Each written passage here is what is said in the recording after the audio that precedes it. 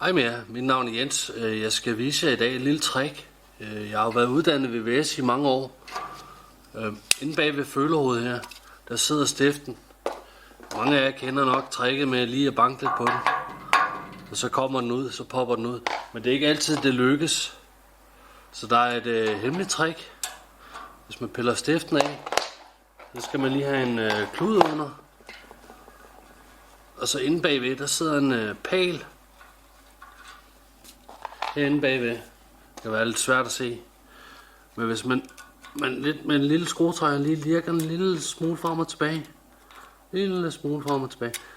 Så popper den ud. Og så kan man lige aktivere den ved at trykke lidt på den. Der kan altså godt komme lidt vand. Men så er ventilen løsnet.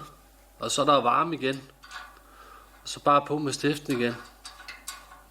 Og så følehovedet. Det skruer man op på 5.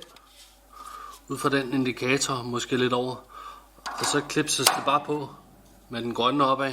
Tak fordi I så med.